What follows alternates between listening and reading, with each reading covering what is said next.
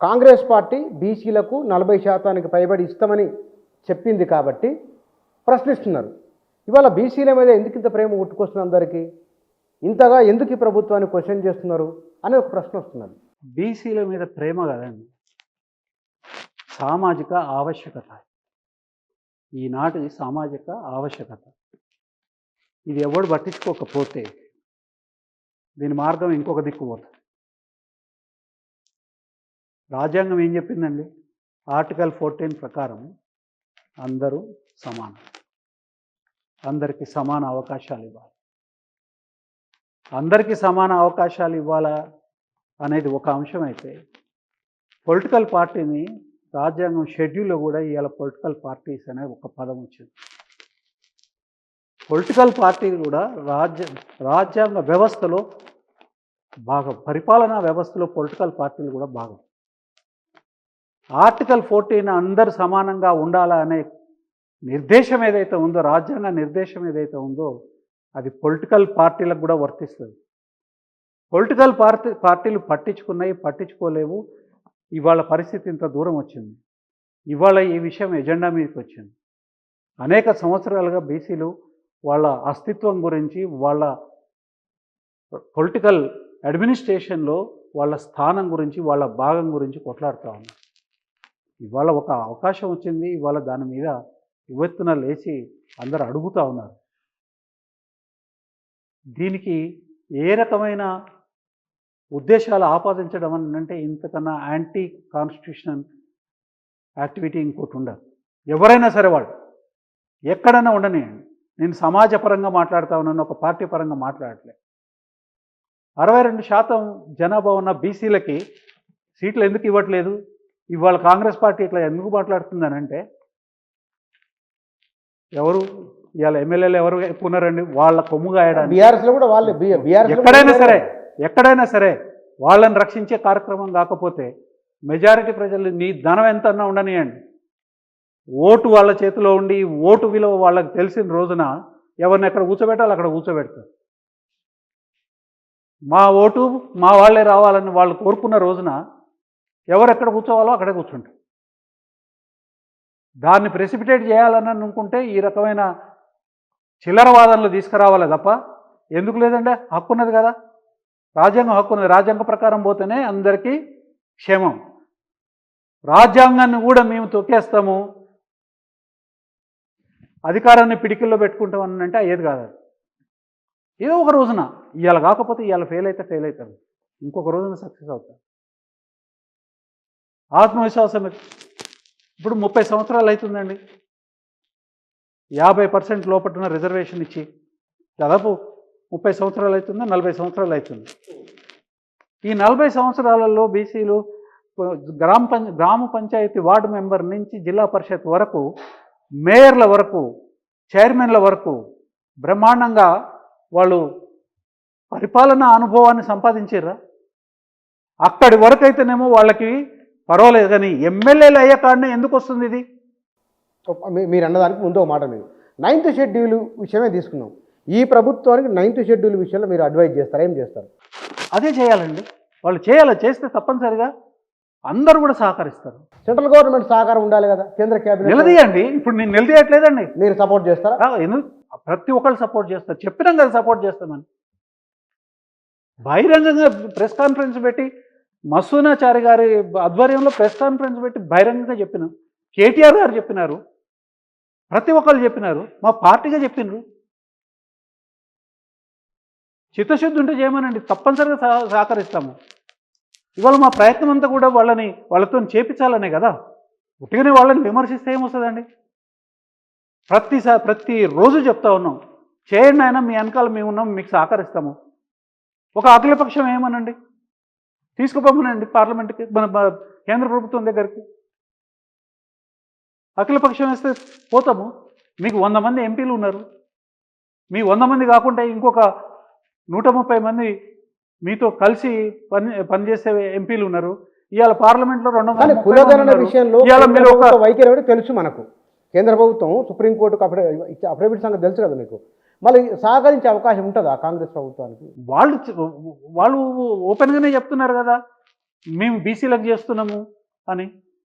చేస్తున్నారో లేదో తేలిపోద్ది కదా ఇవాళ. మీరు ఒత్తిడి చేస్తే కాంగ్రెస్ ప్రభుత్వం ఎప్పుడు కూడా బీజేపీ మీద ఒత్తిడి చేయదండి. బీజేపీ కన్సర్న్లలో కాంగ్రెస్ పార్టీ నడుస్తూ ఉంది ఇవాళ దేశం మొత్తం మీద. నమ్మగలం అది? నమ్మాలి. రెండు అవునండి. నరేంద్ర మోదీ గుజరాత్లో ఎన్నికలు జరిగితే రాహుల్ గాంధీ గారు అసెంబ్లీ ఎన్నికలలో ఎందుకు క్యాంపెయిన్ చేయలేదు? అంటే ఇద్దరు కలిసి మాట్లాడుకున్నారు. మీ భావన అట్లయితే భారత జోడో యాత్ర పెట్టుకోవడం ఎందుకు? నరేంద్ర మోదీ పైన విమర్శలు చేయడం ఎందుకు? ఇద్దరి మధ్య జరిగిన డ్రామా ఇది. ఈయన కన్నా వీకెస్ట్ ఆపోజిషన్ లీడర్ ఈ దేశంలో ఎవడు లేడు ఇంతమంది.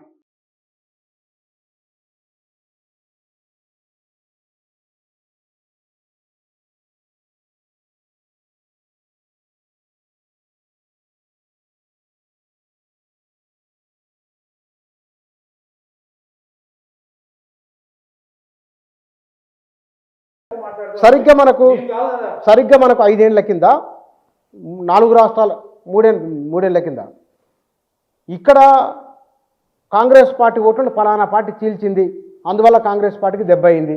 ఉత్తరప్రదేశ్లో అదే జరిగింది, బీహార్లో అదే జరిగింది. ఇట్లా ఒక చర్చ వచ్చింది. కరెక్టేనండి. మీరు ఎందుకు ఈయన పోయి ఢిల్లీలో కంపెయిన్ చేసినాడు, ఏం చెప్పిండు?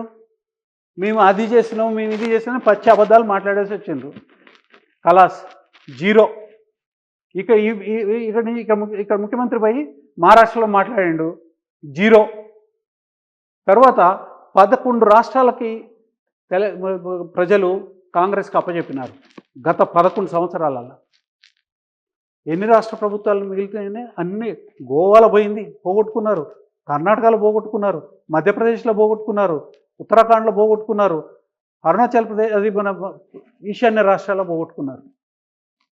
అంటే 55 సంవత్సరాలు నిరాఘాటంగా, అప్రతిహతంగా, బిగిన పరిపాలన చేసిన కాంగ్రెస్ పార్టీ అంత వీక్ ఉన్నదా? వాళ్ళ ప్రభుత్వాలను కాపాడుకోలేనంత వీక్ ఉన్నదండి.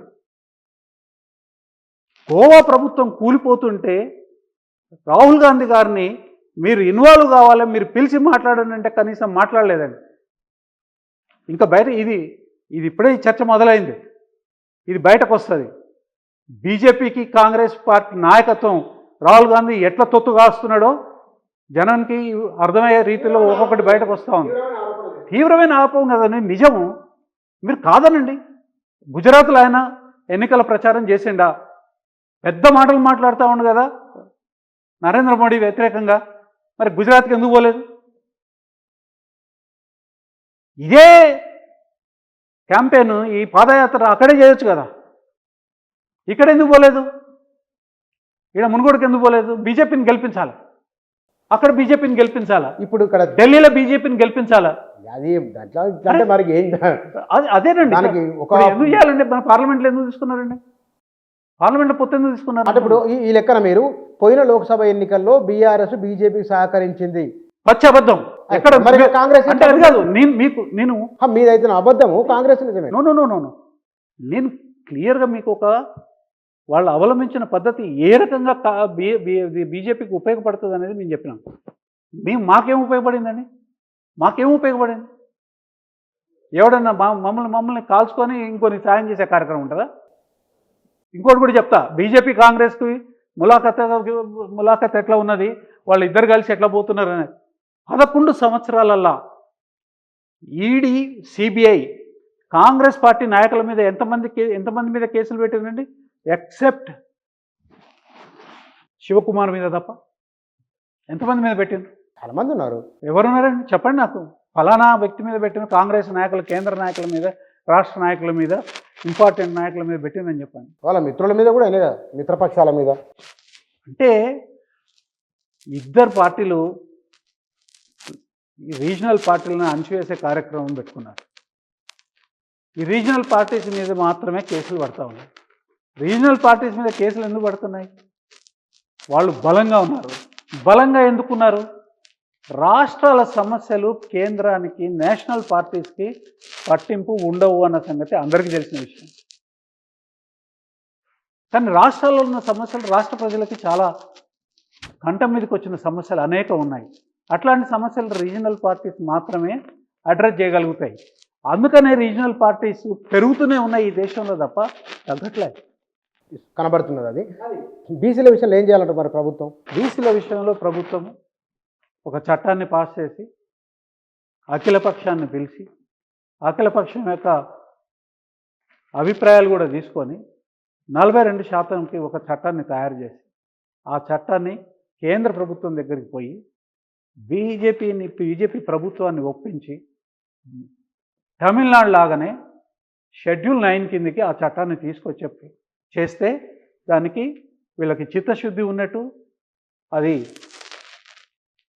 వెనుకబడిన జాతులకి ఈ రాష్ట్రంలో ఉపయోగపడుతుంది.